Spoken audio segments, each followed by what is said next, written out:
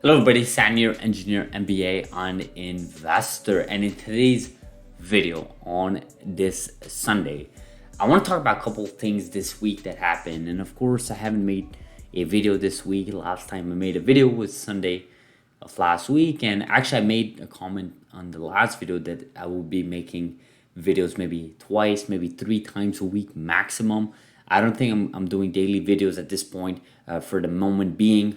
I'll get back to the daily routine thing maybe in a couple of weeks slash months. I think for now, I think with the amount of news we have and just the state of the market, it just makes sense to make through three, maybe four maximum videos a week.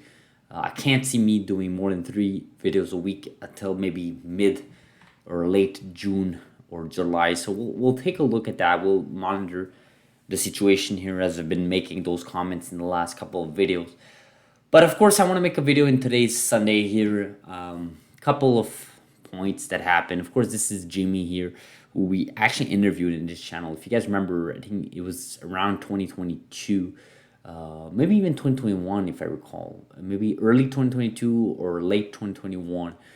We actually interviewed Jimmy, and Jimmy actually was one of the patients in the Vertex and CRISPR Therapeutics program for CTX001 or Hexacel, which is right now pending for FDA potential approval, right? And we, throughout our discussion, actually, Jimmy made a comment. I remember I made a comment saying he is cured, and he said, wait, potentially cured, right?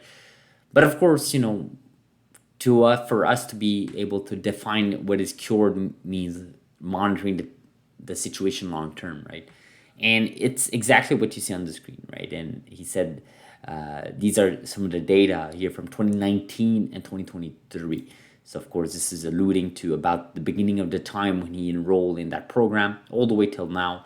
And I think the most important data that you want to take a look at is really the hemoglobin F levels, right? You look at in 2019, you had about if you take a look at 6.1 L, right? And if you take at which is low, right? And if you take a look at 2023, you can see a significant increase, right? You can see a significant increase, right?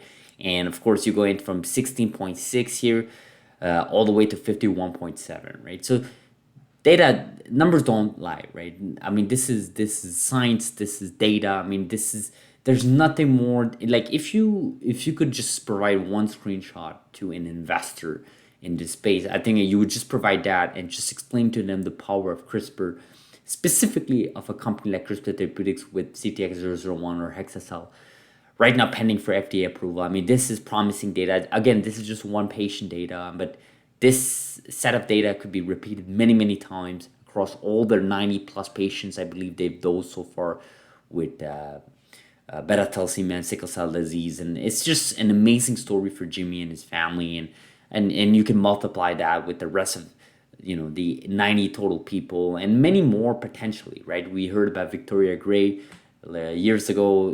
Today we're hearing about Jimmy, but there's many more, and there will be many more others as we go forward. So I'm very excited for that.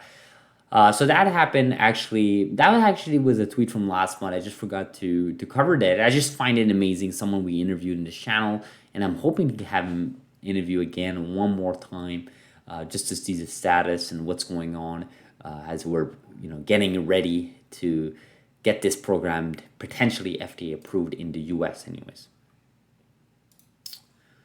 Couple of other things I saw this this week. So amazing to hear from Dr. Doudna for CRISPR and president of IGI.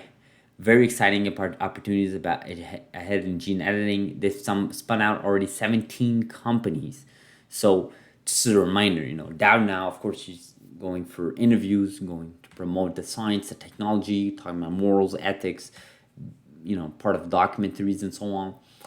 But don't forget, she is really involved with business, right? Caribou being one, Mammoth Biosciences being another that she's really taking close look at. And there are many more others like NTLA and so on, right? So I just find that really amazing. There was a summit 2023 here, SDAP, which is they have one of those journalists that is very interesting to say the least. I'll be honest, I know his name starts with an A, but I actually forgot his name now.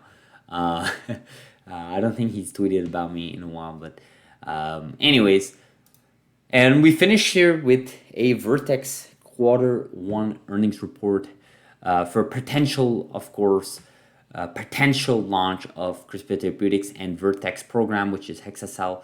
That Vertex owns 60% and CRISPR Therapeutics owns 40%. So if anything, Vertex is all means of talking about this program because they own the bigger share of it. So therefore, they have more invested stake, and of course, they've invested more than $2 billion already in this program, if not $3+ billion.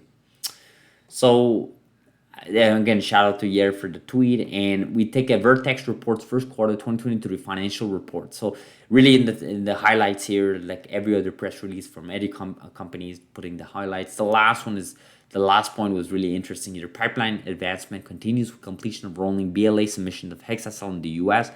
Multiple clinical milestone expected in 2023. Right, you take a look at that, and we take a look at something else here. Vertex completed submission of BLA in the US. BLA include request for priority review, which, if granted, would shorten the FDA review of application to 8 months from the time of submission versus the standard review, which is 12 months. In the US, Hexacell has been granted fast track RMAT, and of course the designation for the there's a couple of designations that they got, not just in the US, across the globe here. Very, very interesting. Good. So this is really interesting, guys. I mean, this is something everybody has their eyes on. I mean, I know I didn't want this video just to be about CRISPR Therapeutics, specifically about their program, but I just can't help myself to, when we have these earnings report, you look at the highlights. It's just amazing. At this point, it's not mainstream yet. It's unfair to call it mainstream where there's no therapy approved, but it's getting there, right? People are starting to talk about it. It's becoming a lot more discussed across big pharma companies, and I just find this extremely, extremely promising. And we'll see where we go from there. I think there's something interesting to be said here when a company such as the size of Vertex is really putting many eggs in their basket when it comes to CRISPR. I think they're firing from all cylinders. There are other great companies in this space outside of CRISPR pure companies that we should take a look at. One being Regeneron.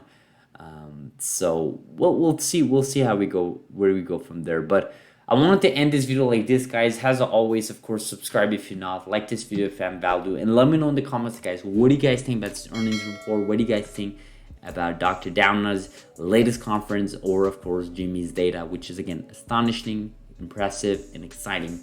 So I'll see you guys in the next video. Have a beautiful Sunday, and I'll see you during the week. Thank you.